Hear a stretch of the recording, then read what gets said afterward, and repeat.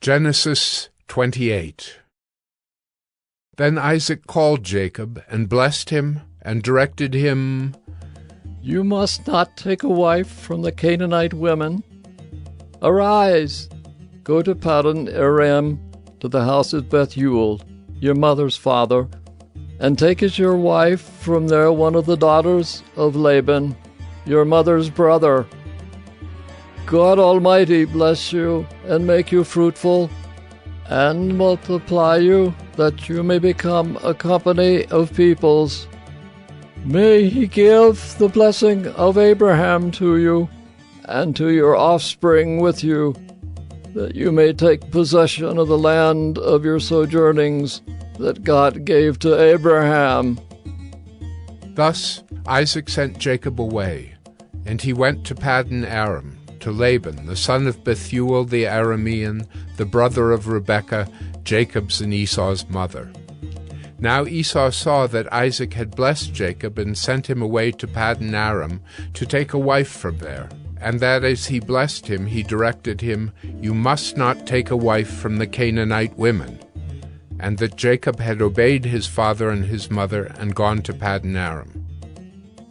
So when Esau saw that the Canaanite women did not please Isaac his father, Esau went to Ishmael and took as his wife, besides the wives he had, Mahalath, the daughter of Ishmael, Abraham's son, the sister of Nebaioth.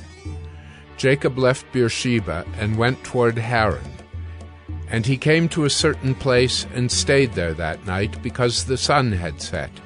Taking one of the stones of the place, he put it under his head and lay down in that place to sleep. And he dreamed, and behold, there was a ladder set up on the earth, and the top of it reached to heaven. And behold, the angels of God were ascending and descending on it. And behold, the Lord stood above it and said, "I am the Lord, the God of Abraham your father, and the God of Isaac. The land on which you lie I will give to you and to your offspring. Your offspring shall be like the dust of the earth, and you shall spread abroad to the west, and to the east, and to the north, and to the south. And in you and your offspring shall all the families of the earth be blessed. Behold, I am with you, and will keep you wherever you go, and will bring you back to this land. For I will not leave you until I have done what I have promised you." Then Jacob awoke from his sleep and said, "Surely the Lord is in this place, and I did not know it." And he was afraid and said, "How awesome is this place! This is none other than the house of God, and this is the gate of heaven." So early in the morning Jacob took the stone that he had put under his head and set it up for a pillar, and poured oil on the top of it. He called the name of that place Bethel, but the name of the city was Luz at the first. Then Jacob made a vow, saying, "If God will be with me, and will keep me in this way that I go, and will give me bread to eat and clothing to wear, so that I come again to my father's house in peace, then the Lord shall be my God, and this stone which I have set up for a pillar shall be God's house. And of all that you give me, I will give a full tenth to you." Genesis 29. Then Jacob went on his journey, and came to the land of the people of the east. As he looked, he saw a well in the field, and behold, 3 flocks of sheep lying beside it, for out of that well the flocks were watered.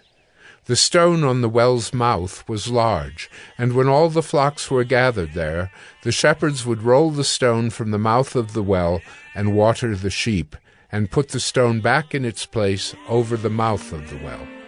Jacob said to them, "My brothers, where do you come from?" They said, "We are from Haran." He said to them, "Do you know Laban, the son of Nahor?" They said, "We know him." He said to them, "Is it well with him?" They said, "It is well, and see, Rachel his daughter is coming with the sheep." He said, "Behold, it is still high day. It is not time for the livestock to be gathered together. Water the sheep and go, pasture them. But they said, We cannot until all the flocks are gathered together and the stone is rolled from the mouth of the well. Then we water the sheep. While he was still speaking with them, Rachel came with her father's sheep, for she was a shepherdess. Now as soon as Jacob saw Rachel, the daughter of Laban, his mother's brother, and the sheep of Laban, his mother's brother, Jacob came near and rolled the stone from the well's mouth and watered the flock of Laban, his mother's brother. Then Jacob kissed Rachel and wept aloud. And Jacob told Rachel that he was her father's kinsman, and that he was Rebekah's son. And she ran and told her father. As soon as Laban heard the news about Jacob, his sister's son, he ran to meet him and embraced him and kissed him and brought him to his house. Jacob told Laban all these things, and Laban said to him, Surely you are my bone and my flesh. And he stayed with him a month. Then Laban said to Jacob, Because you are my kinsman, should you therefore serve me for nothing? Tell me, what shall your wages be? Now Laban had 2 daughters. The name of the older was Leah, and the name of the younger was Rachel. Leah's eyes were weak, but Rachel was beautiful in form and appearance. Jacob loved Rachel, and he said, I will serve you 7 years for your younger daughter Rachel. Laban said, It is better that I give her to you than that I should give her to any other man. Stay with me. So Jacob served 7 years for Rachel, and they seemed to him but a few days, because of the love he had for her. Then Jacob said to Laban, Give me my wife, that I may go in to her, for my time is completed. So Laban gathered together all the people of the place and made a feast. But in the evening he took his daughter Leah and brought her to Jacob, and he went in to her. Laban gave his female servant Zilpah to his daughter Leah to be her servant. And in the morning, behold, it was Leah. And Jacob said to Laban, What is this you have done to me? Did I not serve with you for Rachel? Why then have you deceived me? Laban said, It is not so done in our country to give the younger before the firstborn. Complete the week of this one, and we will give you the other also in return for serving me another 7 years. Jacob did so, and completed her week. Then Laban gave him his daughter Rachel to be his wife. Laban gave his female servant Bilhah to his daughter Rachel to be her servant. So Jacob went in to Rachel also, and he loved Rachel more than Leah, and served Laban for another 7 years. When the Lord saw that Leah was hated, he opened her womb, but Rachel was barren. And Leah conceived and bore a son, and she called his name Reuben, for she said, Because the Lord has looked upon my affliction, for now my husband will love me. She conceived again, and bore a son, and said, Because the Lord has heard that I am hated, he has given me this son also. And she called his name Simeon. Again she conceived and bore a son, and said, Now this time my husband will be attached to me, because I have borne him 3 sons. Therefore his name was called Levi. And she conceived again, and bore a son, and said, This time I will praise the Lord. Therefore she called his name Judah. Then she ceased bearing. Genesis 30. When Rachel saw that she bore Jacob no children, she envied her sister. She said to Jacob, Give me children, or I shall die. Jacob's anger was kindled against Rachel, and he said, Am I in the place of God, who has withheld from you the fruit of the womb? Then she said, Here is my servant Bilhah. Go into her, so that she may give birth on my behalf, that even I may have children through her. So she gave him her servant Bilhah as a wife, and Jacob went in to her. And Bilhah conceived and bore Jacob a son. Then Rachel said, God has judged me, and has also heard my voice and given me a son. Therefore she called his name Dan. Rachel's servant Bilhah conceived again, and bore Jacob a second son. Then Rachel said, With mighty wrestlings I have wrestled with my sister, and have prevailed. So she called his name Naphtali. When Leah saw that she had ceased bearing children, she took her servant Zilpah, and gave her to Jacob as a wife. Then Leah's servant Zilpah bore Jacob a son, and Leah said, Good fortune has come. So she called his name Gad. Leah's servant Zilpah bore Jacob a second son, and Leah said, Happy am I, for women have called me happy. So she called his name Asher. In the days of wheat harvest, Reuben went and found mandrakes in the field, and brought them to his mother Leah. Then Rachel said to Leah, Please, give me some of your son's mandrakes. But she said to her, Is it a small matter that you have taken away my husband? Would you take away my son's mandrakes also?